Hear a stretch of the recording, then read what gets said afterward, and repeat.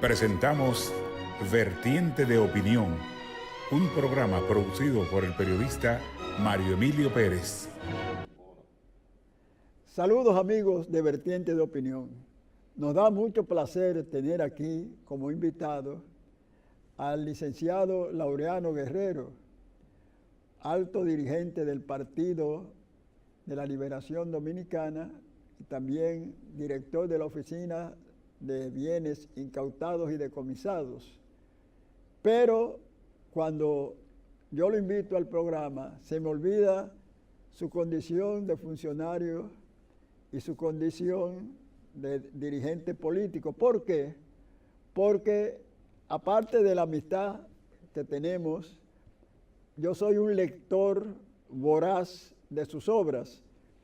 Y hoy vamos a hablar de dos, no voy a decir de sus últimas obras, no, sino las más recientes, porque ese hombre en todo momento está empeñado en una labor literaria. Uno de esos volúmenes, y ojalá nuestro camarógrafo Fernando, pues nos haga un close-up, Cuentos y Relatos. Esos son, como su nombre lo indica, ¿verdad?, narraciones breves. Y La Costa, Apartheid Dominicano, una novela que da seguidilla. Yo no pude soltarla cuando la leí. Y es muy interesante porque ahí se aprende teoría política e historia, porque él dedica varias páginas para describir lo que es la vida en la zona oriental, en los ingenios. Y ahí él destaca una empresa que primero fue Puerto Rico Sugar, luego tuvo otro nombre que influyó mucho en los 12 años del doctor Balaguer, y Central Romana. ¿Cuál fue el segundo nombre? Gulf and Western. La Gulf and Western. Miren, tanto que bregué yo cuando fui periodista con la Gulf and Western, y fue el único de los tres que se me olvidó. Y es una obra interesante. Y fíjense, mucha gente le gustan los relatos, las novelas, los cuentos, los ensayos, donde hay un tema con connotaciones trágicas. Sin embargo, Laureano Guerrero, en la mayoría de sus relatos, no narra eventos trágicos. No quiere decir que no aparezcan. Claro, él es un narrador y por ende los temas los abarca. Pero tiene eso muy bueno el leerlo, porque uno en ningún momento echa de menos o una muerte o un asesinato en sus temas. Yo exhorto a los teleaudientes aficionados a la lectura de que vayan a Centro Cuesta del Libro, ¿verdad? Ahí Abraham Lincoln con 27 de febrero en Centro Cuesta, y Centro Cuesta del Libro. Y ahí pueden obtener no solamente esas dos obras, las más recientes de él, sino las anteriores. Así es que con él vamos a hablar fundamental y casi absolutamente de su faceta de buen escritor, y también, si hay tiempo, para dedicarlo a la actual situación del partido del cual es dirigente. Volvemos.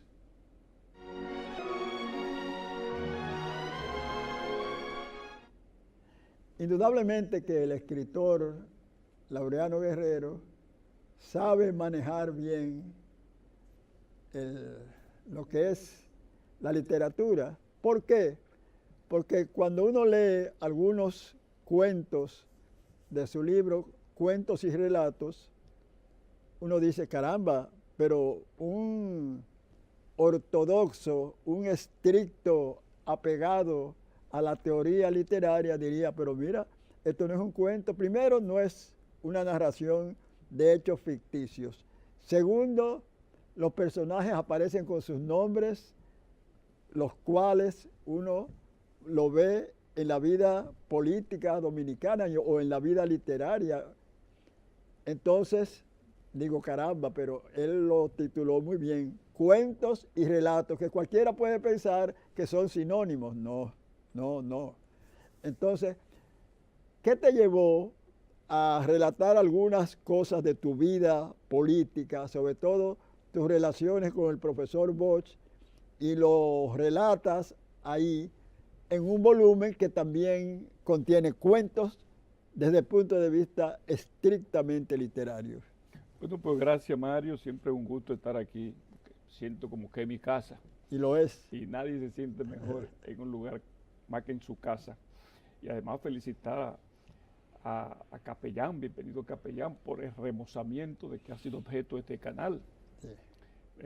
Estoy verdaderamente admirado y qué bueno. Espero que siga adelante. Saludo también a tu teleaudiencia. Bueno, y contestando tu pregunta, debo decirte que en efecto tú lo acabas de expresar muy bien.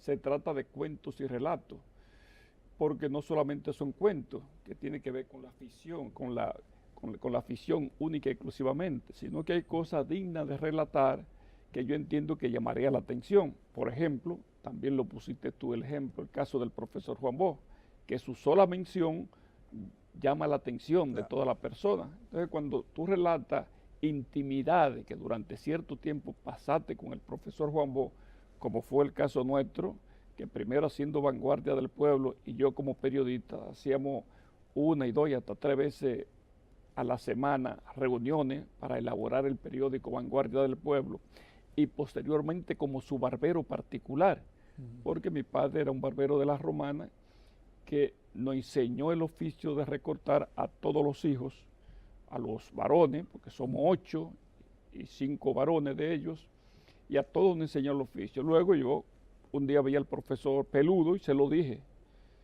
y me dijo, bueno, el problema es que irme a una barbería a hacer turno para mí resulta muy pesado, porque el trabajo no me deja, me acosa el trabajo, pero yo lo puedo recortar, ¿y tú recortas?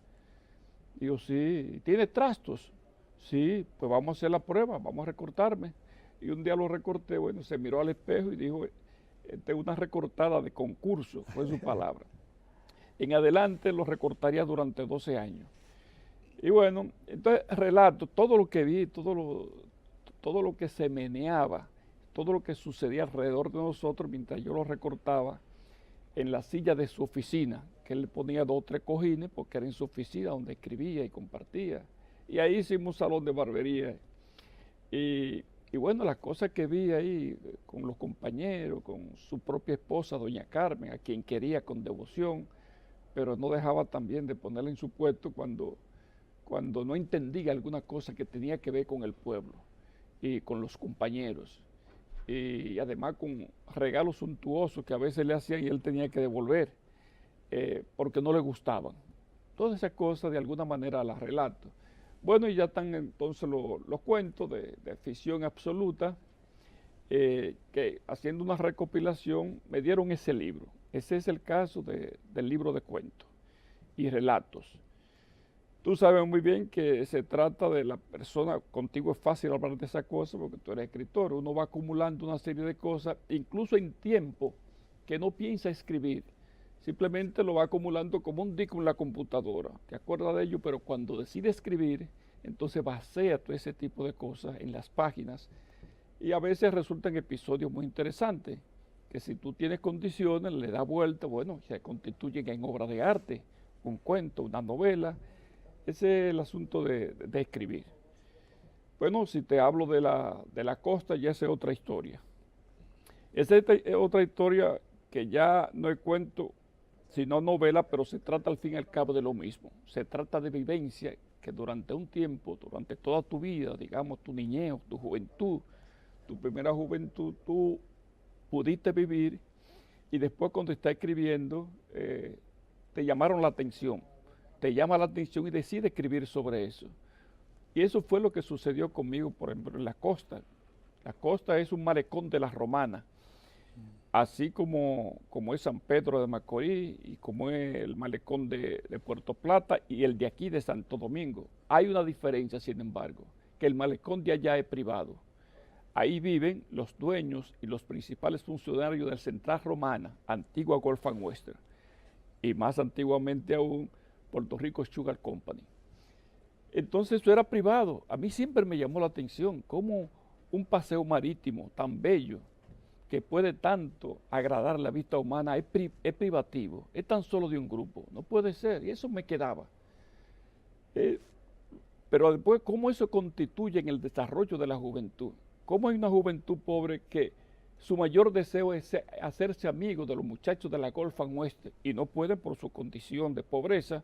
Eso termina a veces traumatizándolo, haciendo vano esfuerzo en parecerse como ellos, en hablar como ellos, en peinarse como ellos y caminar como ellos.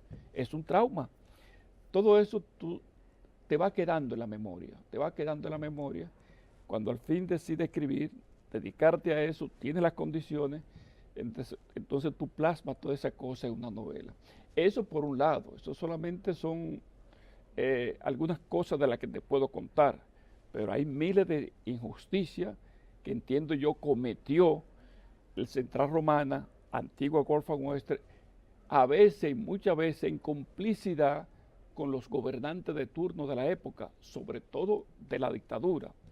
Una complicidad que subyace desde que la república no era república, ¿tú entiendes? Entonces tú vas mirando eso y después le das forma, bueno, y lo convierte a través de un hilo conductor, que en este caso es una familia que la constituye Mr. Baker, su hija Carmen Luisa, y otras dos hijas que tuvo anteriormente con su primera esposa que falleció, una norteamericana. Carmen Luisa es hija de una trabajadora con quien él terminó casado después del fallecimiento de su esposa. No relates para que los teleaudientes que se van a interesar en esa obra, ¿verdad?, no lleguen a conocer, porque hay algo que tú manejaste muy bien, y es que en ese medio de explotación y de inhumanidad en cuanto a la inequidad de la distribución de la riqueza y por ende de las relaciones entre los oprimidos y los opresores, aparece uno perteneciente a los opresores que sin embargo, por su bondad, por su gentileza, por el instinto de igualdad de que hizo gala, es un personaje que si tú no hubieras tenido la destreza literaria suficiente, hubiera parecido algo inusual, y no solamente inusual, sino difícil de plasmar en la escritura. Sí, tiene toda la razón, Mario, y a veces no se trata de tener destreza o tener los conocimientos, a veces se trata simplemente de seguir la realidad, porque en efecto, siempre en las altas clases sociales ha habido alguien que es diferente a la mayoría, se apiada a los demás y tiene mejor corazón y actúa de una manera más noble. Sí.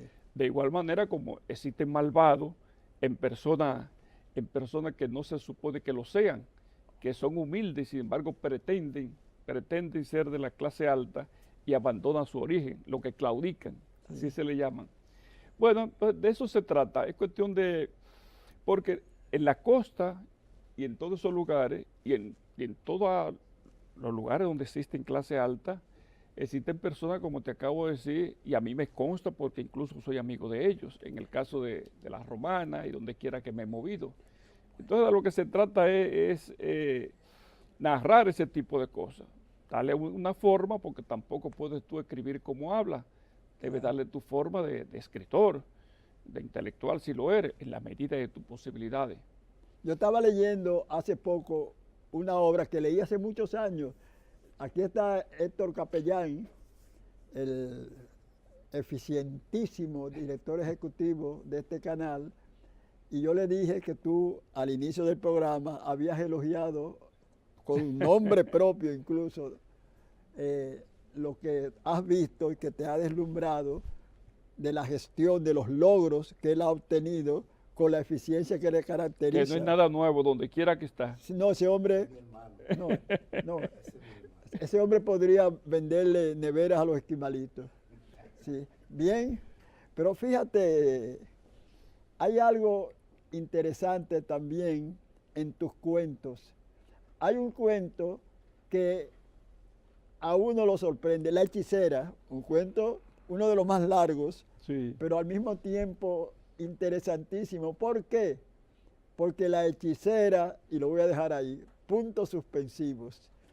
Manejaste muy bien el tema, el desarrollo y el final. Sí, bueno, tú sabes que todos los cuentos, aunque sean de ficción, tienen un punto real, parten de una realidad que tú siempre viste o alguien te contó o lo viste en alguna revista, en la televisión o te sucedió a ti. Entonces el papel tuyo como escritor es darle vuelta a eso, narrarlo y convertirlo en una obra. En este caso en un cuento, pero bien podría ser una novela.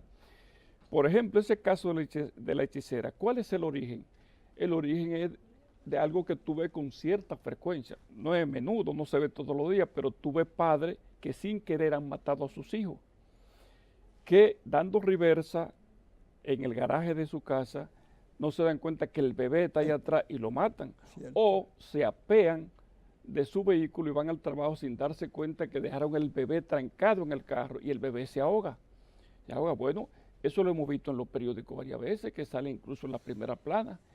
Yo pude ver ese tipo de cosas, me tocó, entonces lo manejé de esa manera y bueno, se lo achaqué esos hechos a la hechicera, a la ingenuidad y a la ingenuidad no sé cómo llamarlo, a la creencia inútil de que las hechiceras existen y que los brujos hacen brujería de verdad. Entonces le di la vuelta correspondiente y me salió ese cuento, que creo que es un gran cuento igual que Muy tú. bueno.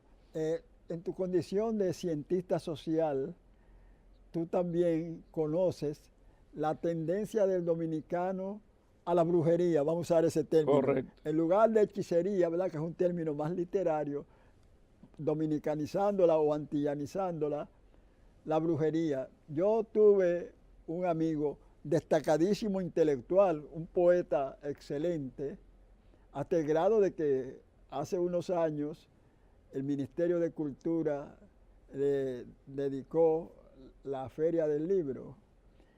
Y él no daba un paso sin consultar a 2 o 3 brujas, porque parece mentira, abundan más las brujas que los brujos, ¿verdad? Eso es verdad, en la vida real. Sí, y entonces, pero no es el único intelectual No. que creía en eso. Dicen que Trujillo, que Balaguer, El doctor Balaguer. sí, tenían, ¿verdad? Yo no diría, hay algunos. Y Danilo Medina de San Juan. Ah, bueno, que allá, ahí hay muchos de esas hechiceras.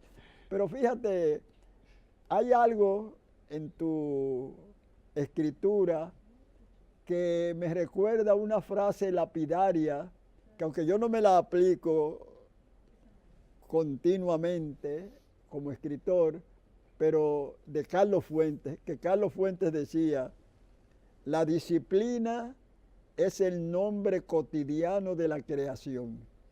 Eso es una frase lapidaria. Y tú tienes disciplina. Cuando tú estás escribiendo una obra que es la mayor parte de tu tiempo, te dedicas a ella dedicándole, valga la redundancia, largas horas, lo que indica 2 cosas. Que primero esbozas bien los temas y que luego, una vez desarrollados, los pules en el sentido de la corrección. Hay escritores que a veces dicen que le han dedicado quizás 1 año a escribir una novela o un tomo de relatos, de cuentos, y que sin embargo le ha llevado más tiempo corregir eso y a veces escriben esa misma obra 4 y 5 veces. Sí, sí. León Tolstoy, ese inmenso novelista que fue uno de mis favoritos, a mí en el bachillerato, en la escuela normal, me decían Mario Emilio Tolstoy, porque yo siempre andaba con un tomo. Cuando no era Ana Karenina, era la Guerra y la Paz, la Sonata Crece, Resurrección, La Los Dama del Cosacos. Perrito. Sí, Ah, no, ese de Chekhov. de Chekhov, sí. Pero fíjate, esa disciplina, ojalá tú nunca la dejes, porque a León Tolstoy le llevó 15 años de trabajo diario y de horas la novela La Guerra y la Paz, que está considerada, al igual que el Quijote, cuando hispanohablantes somos, está considerada una de las más grandes novelas que se ha escrito, La Guerra y la Paz. Sí, pero mira, Mario, ahora que tú expresas esa cosa, se me ocurre pensar que una de las razones por la cual los escritores anteriores, como los que han mencionado, los clásicos, se tardaban tanto en una obra, era por la falta de tecnología, porque ellos, para tener los conocimientos, tenían que viajar muchas veces, Claro. tenían que investigar, pero ahora resulta que la abundancia de tecnología, el gran entretenimiento y lo que más evita que tú te concentres. Para mí, uno de los grandes retos que tiene el escritor ahora mismo es concentrarse, la disciplina, continuar. ¿Pero por qué?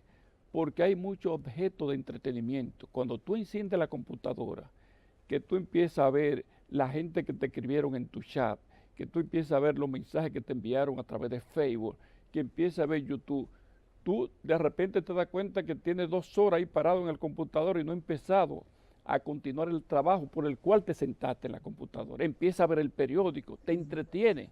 Sí. Hay mucha novedad y lo serio de eso es que esa novedad está en color, está al instante en movimiento y no importa la distancia que tenga, lo tienen en el acto ahí. Hay muchas cosas que hoy te entretienen. Entonces fíjate la contradicción de la vida.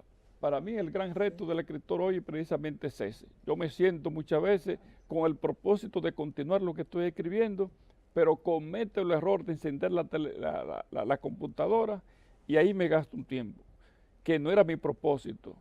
Eso desvía muchas veces al escritor. Hay que hacer un esfuerzo para tú sentarte, tener fuerza de voluntad para saber que tú te propusiste escribir ese cuento, esa novela, sentarte y terminar. Eso es un gran reto, que yo cada día lo ejerzo. Trato de ser continuo. Le aconsejo a los escritores, a los noveles, a los que están empezando, que se esfuercen en no parar cuando empiezan a escribir una novela o un cuento, o lo que sea, un ensayo, lo que sea, no importa, porque es un error tú pararte en el camino. ¿Tú sabes por qué? Porque cuando tú paras por semanas o meses, tú tienes que releer de nuevo lo que estaba escribiendo para que no se te pierdan en el tiempo los personajes, para que no se extravíen entre los personajes, el bueno y el malo. ¿Tú entiendes? Tú tienes que releer para acentuarte de nuevo, meterte en los rieles y seguir el camino que llevaba en la obra que está escribiendo. Muy bien. Bueno, le agradecemos al licenciado Laureano Guerrero, escritor. Yo le auguro en el futuro, aunque no creo que sea amante de la competición como no lo soy yo, de enviar sus trabajos a los concursos literarios, pero si lo hiciese, despreocúpese que llega ese premio, ese lauro. Recomiendo sus 2 últimas obras, la novela La Costa, Apartheid Dominicano y Cuentos y Relatos. Recuerden que este programa se transmite en nuevo horario, domingo de 9 a 10 de la noche y se repite lunes de 5:30 a 6:30 de la mañana y estamos ya en YouTube. Si usted, bueno, cuando Laureano quiera verse, no era como antes que yo decía, bueno, hazme un DVD, le entregaba a los que se interesaban en eso. Y ahora ya Laureano, en la comodidad de su casa, pone en YouTube Mario Emilio Pérez, vertiente de opinión. Y le da enter y verá varios programas, inclusive el de él. Tenemos como segundo invitado en este programa a una persona que los teléfonos parece o están muy ocupados o ella no le da mucha importancia porque la llamaba para que, como ocurrió hace unos meses, viniera con frecuencia. Es una gineco-obstetra y al mismo tiempo una periodista, porque la gente cree que periodista es el reportero. Escritora también. No, como columnista. Ella hizo su aporte. Sí, señor. Como con el asunto del aborto. Sí, como columnista, ella es muy leída y las obras que ha publicado también son igual que las del licenciado Laureano Guerrero, de grandes lectores. Pausamos.